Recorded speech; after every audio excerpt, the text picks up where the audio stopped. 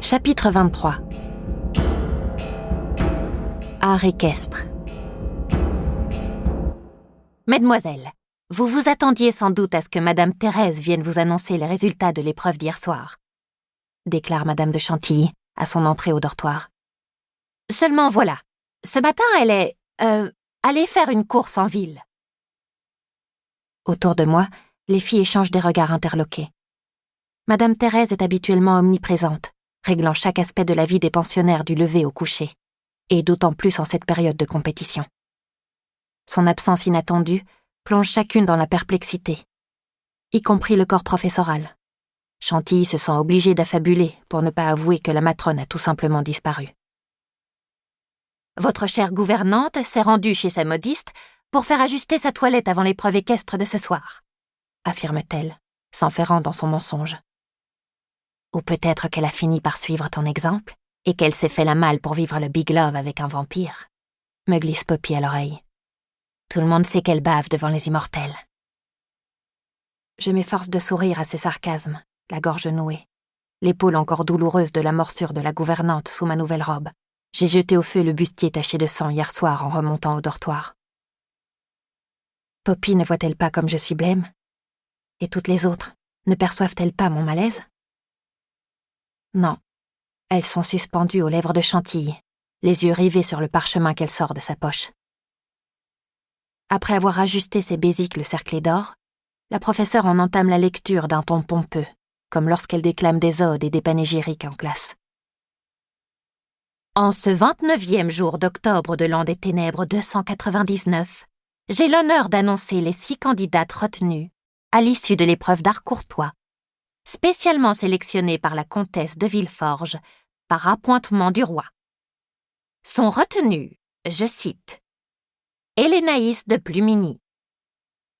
Toutes les têtes se tournent avec envie vers ma plus grande rivale, dont le visage rayonne d'orgueil. Proserpina Castlecliff. Il semble écrit qu'à la grande écurie, Hélé et Poppy marchent toujours dans les pas l'une de l'autre. Et ce matin encore, elles se disputent la première place du classement. Françoise des Escailles. Un cri de joie étouffé retentit à ma droite. La petite brune appliquée suit de près les 2 têtes de classe. Séraphine de la Patte-Bise. Plus que 2 noms, je songe, serrant secrètement la montre de maman dans la poche de ma robe. Marie-Ornella de Lorenzi. Plus qu'un nom. Diane de Gastefriche. Le nœud dans ma gorge se desserre subitement. Je suis prise. Les murmures feutrés de toutes celles qui comprennent que pour elles l'aventure s'arrête là se transforment en concert de lamentation. Les unes déplorent le souper trop tardif, les autres accusent le vin trop capiteux. Par bonheur, aucune des perdantes ne songe au véritable coupable, le café qui leur a fait perdre tous leurs moyens. Les principaux témoins ont disparu. Les rats ont terminé au feu et Madame Thérèse au fond du puits.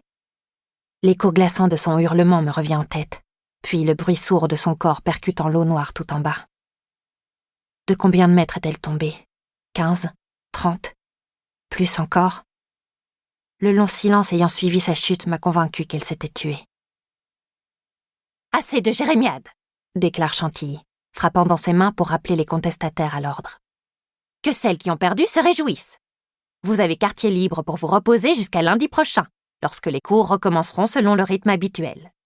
Et que les autres se préparent pour l'épreuve de ce soir. Le grand écuyer m'a chargé de vous dire que le carrousel aurait lieu dans le manège dès la tombée de la nuit. Vous l'effectuerez avec les 6 garçons sélectionnés, dont je vais vous révéler les noms. » Elle retourne son parchemin pour en déchiffrer le revers.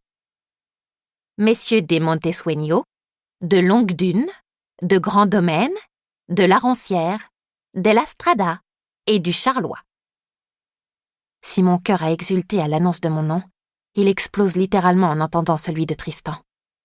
Mais ma joie est vite douchée par la fin de l'allocution de Chantilly. Le carrousel se déroulera en présence du marquis de Mélac, conclut-elle.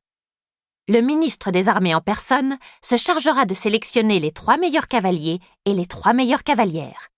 Quel honneur pour vous! La professeure tourne les talons, me laissant méditer cette ironie cruelle. Il échoit au maître des assassins de ma famille de décider si je vais pouvoir continuer la compétition ou pas. Sais-tu ce qu'il est advenu de Madame Thérèse? La question de Naoko me prend de court. Dans le miroir de la salle d'eau, face auquel elle m'a assise pour me coiffer, son regard inquisiteur foudroie mon reflet. Ce soir, elle a épinglé mes cheveux sous un chapeau de dressage en feutre noir, doublé de satin, comme il sied pour une reprise équestre devant des membres éminents de la cour. « Comment pourrais-je le savoir ?» dis-je. « Tu es rentré bien après les autres au dortoir hier soir. Personne ne s'en est aperçu car il était tard et les autres filles dormaient à point fermé, surtout celles qui ont eu droit à ton café maison. Mais moi, comme tu le sais, j'ai le sommeil léger. » Je vois mon visage blêmir dans le miroir, devenir plus blanc encore que celui de Naoko, sous sa fine couche de poudre de riz. « Rappelle-toi ce que nous nous sommes promis, » me dit-elle, « de ne plus rien nous cacher. » C'est un accident, je balbutie. Thérèse est tombée dans le puits au sous-sol, et je n'ai rien pu faire pour la sauver. Naoko me dévisage en silence, comme si elle lisait dans mon esprit ce qu'il s'est passé hier, comme si elle voyait que j'ai laissé la gouvernante chuter sans tenter de la retenir. « De toute façon, c'était une horrible femme, » je m'écrie. « Elle méritait de mourir, pas vrai ?» Le visage de Naoko reste fermé comme une porte de prison. « Je ne l'appréciais pas plus que toi, » dit-elle froidement. « Mais qui es-tu, Jeanne ou Diane, pour décider qui mérite de mourir ?» Thérèse était aussi cruelle que Lucrèce. Tu les as vues toutes les deux s'acharner sur cette pauvre Toinette. Je le dis et je le répète, ces 2 gargouilles méritent de crever. Les lèvres me démangent de révéler à Naoko que les jours de Lucrèce sont comptés. Comme tous les écuyers du roi, elle périra sous les lames des frondeurs embusqués au château. Mais je ne dis rien, car Naoko ignore tout du projet de régicide. Elle en est restée à l'idée que je veux juste assouvir une vengeance personnelle contre Alexandre de Mortange. « Toi aussi, tu es cruelle, » me rétorque-t-elle. « Ta soif de vengeance tourne à l'obsession morbide. La mélancolie te dévore. Tu parles de la vie humaine comme une vampire. Attention à ne pas devenir tout ce que tu détestes. Ce serait une revanche trop cher payée, Jeanne. » « Aucun prix n'est trop élevé pour venger les miens, tu entends ?» Je gronde en me levant de ma chaise, excédée par les accusations de Naoko. D'ailleurs, cette conversation me file mal au crâne. Je ferais mieux d'aller à l'écurie pour me préparer au carrousel. La nuit tombera dans moins d'1 heure, et je me suis assez pomponnée comme ça. À mon entrée dans l'écurie, l'odeur puissante des chevaux m'enveloppe comme une vague, dissipant mes états d'âme, balayant mon mal de tête naissant. La présence frémissante des grands équidés me renvoie à ma propre part animale, ma part sanguine, celle qui prenait possession de mon corps lors de mes chasses en forêt. Fuir ou combattre, tuer ou être tué. Dans la nature, le choix se résume à des alternatives simples, pures, qui ne s'embarrassent ni de remords ni de regrets. Je fends les ombres en direction de la stalle de Typhon, mes bottes d'équitation foulant le sol garni de paille. La croupe puissante de l'étalon m'apparaît. Les reflets rouges sombres de sa longue échine nue luisent dans la lumière du soir, qui filtre à travers les hautes fenêtres. Contre toute attente, Typhon n'est pas encore scellé, ni même pensé. À moins d'1 heure du carrousel, je me serais pourtant attendue à ce que les palefreniers commencent à le préparer. « J'ai été aussi surpris que toi en descendant voir Fuego », résonne une voix derrière moi. Je me retourne, plissant les paupières pour percer la pénombre crépusculaire. Une silhouette sombrement vêtue se détache faiblement, celle de Raphaël de Montesueño. Il se tient dans la stalle en face de la mienne, la main posée sur l'encolure de son petit pur-sang noir. « Je crois que nous n'allons pas monter nos chevaux habituels ce soir, » murmure-t-il. « Ou plutôt, j'en suis sûr. »« Que veux-tu dire ? » ?»« Les palefreniers n'ont préparé aucune monture. Je le sais, car j'ai passé l'après-midi à l'écurie, en compagnie de mon fidèle Fuego, qui m'a accompagné depuis l'Espagne. C'est le lieu où je me sens le mieux dans cette école. Et c'est aussi celui où tu as le plus de souvenirs. Je songe, repensant aux rendez-vous nocturnes de l'Espagnol et de l'Indien, dont Naoko a été témoin.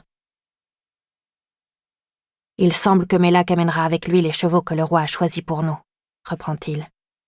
Des animaux auxquels nous ne sommes pas habitués. Ça ressemble bien à l'immuable, déstabiliser ses sujets en permanence pour mieux les dominer. Comme hier soir, quand Madame Thérèse t'a obligé à saigner cette pauvre Toinette devant tout le monde. Je suis sûre qu'elle a eu l'aval du roi. Je hoche la tête, prise d'un élan pour cet étranger qui ose critiquer l'ordre implacable de la vampiria, et qui n'a pas hésité à verser son sang pour épargner une servante. Se pourrait-il qu'il appartienne lui aussi à la fronde? Sans doute pas, Tristan me l'aurait dit. Mais je sens qu'il pourrait être recruté. Si tu savais comme je m'en veux d'avoir fait subir ça à Toinette, je lui confie, cherchant à le tester. Aucun roturier ne mérite un tel traitement, quel que soit le larcin commis. C'est vil et injuste. La Magna Vampiria tout entière est bâtie sur l'injustice, me répond Raphaël sans ciller. Son aplomb me désarçonne. Une telle affirmation pourrait lui valoir l'exclusion de la grande écurie, ou tout au moins un blâme.